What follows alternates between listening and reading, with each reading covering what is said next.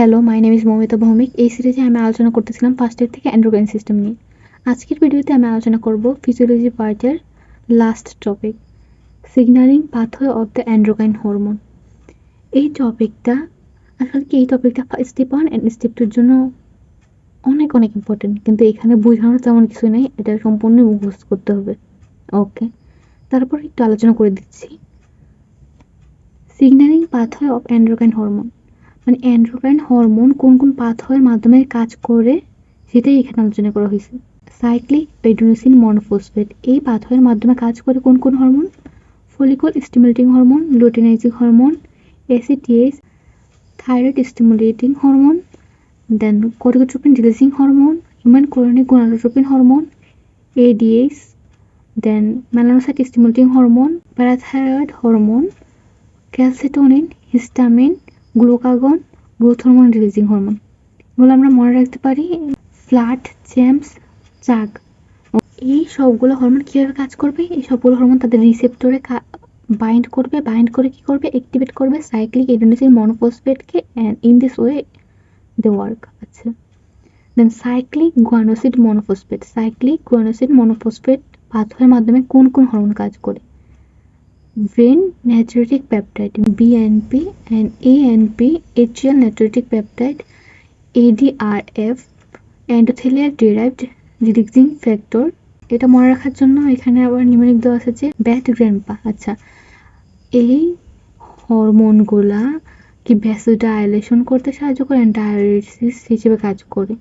ওকে, বলা হচ্ছে কি think vasodilation and dialysis. Inositol triphosphate এটা অ্যাক্টিভেশনের মাধ্যমে কোন কোন হরমোন কাজ করে? Gonadotropin releasing hormone, oxytocin, ADH, thyrotropin releasing hormone, histamine, angiotensin 2, gastrin. God hug এটা মনে রাখার জন্য নিউমোনিক। আচ্ছা, ইন্ট্রাসেলুলার রিসেপ্টরের মাধ্যমে কাজ করে কোন কোন hormone? Progesterone, estrogen, testosterone, cortisol, aldosterone, T3 or T4, vitamin D. Okay, এখানে মনে রাখার জন্য নিউমেরিক আছে। আচ্ছা, তারপর হলো রিসেপ্টর টাইরোসিন কাইনেজের মাধ্যমে কোন কোন হরমোন কাজ করে? ইনসুলিন লাইক গ্রোথ ফ্যাক্টর 1, দেন FGF, PDGF, EGF, দেন ইনসুলিন। এখানে আমার ইনসুলিনটা মোস্টলি মনে রাখতে হবে। ওকে, দেন এইগুলো কি করে? ম্যাপ কাইনেজ পাথওয়ের মাধ্যমে কাজ করে। নন রিসেপ্টর টাইরোসিন কাইনেজ পাথওয়ে অ্যাক্টিভেশনের মাধ্যমে কাজ করে কোন হরমোনগুলো?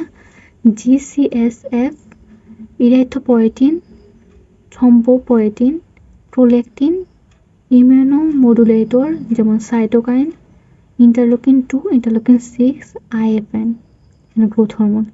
আচ্ছা, তাহলে যদি বলে সাইটোকাইন কিসের মাধ্যমে কাজ করে? সাইটোকাইন কাজ করে কি জ্যাক অর স্টেট পাথওয়ের মাধ্যমে। জ্যাক স্টেট পাথওয়ের মানে ফুল ফর্ম কি? Janus kinase or signal transduction and activation of the transcription. ওকে, দেন যদি বলি ইন্টারলুকিন 2 মানে এই সবগুলা হরমোন কোন টাইপের হরমোন? তাহলে আমরা বলবো কি non receptor tyrosine kinase hormone.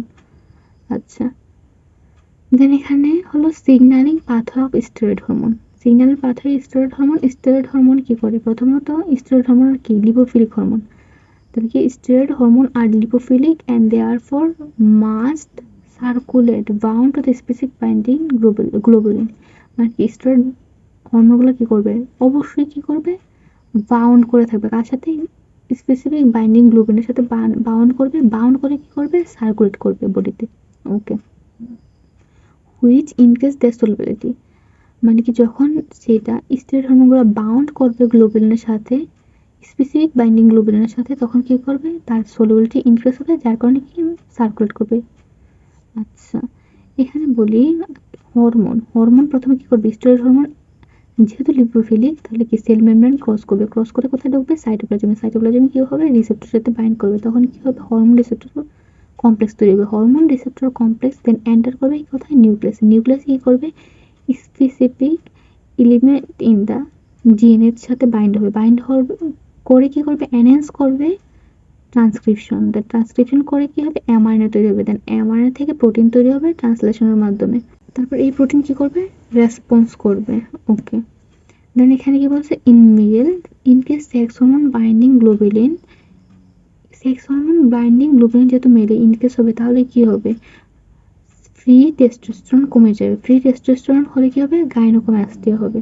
Okay, R in ফিমেলের ক্ষেত্রে হলো sex hormone binding globulin decrease হলে কি হবে, ইন ফিমেলের ক্ষেত্রে হবে হলো টেস্টোস্টেরনের পরিমাণ রাইজ হয়ে যাবে, তার মানে কি হারসুটিজম হবে। হারসুটিজম মানে কি, মেয়েদের ক্ষেত্রে দাড়ি ওঠা। ওকে, অ্যান্ড যখন ইস্ট্রোজেন বেড়ে যাবে ইন কেস অফ প্রেগনেন্সি আর ওরাল কন্ট্রাসেপটিভ পিলের ক্ষেত্রে, তখন কি হবে, সেক্স হরমোন বাইন্ডিং গ্লোবুলিন কি হবে, ইনক্রিজ হবে। ওকে, আচ্ছা, তাইলে আবারও বলতেছি যে স্টেপ 1 এন্ড স্টেপ 2 এর জন্য কি এই হরমোনগুলো খুবই ইম্পর্টেন্ট, এগুলো মনে রাখতে হবে। দেন এগুলো সবকিছু কিন্তু মুখস্থের বিষয়। Thank you.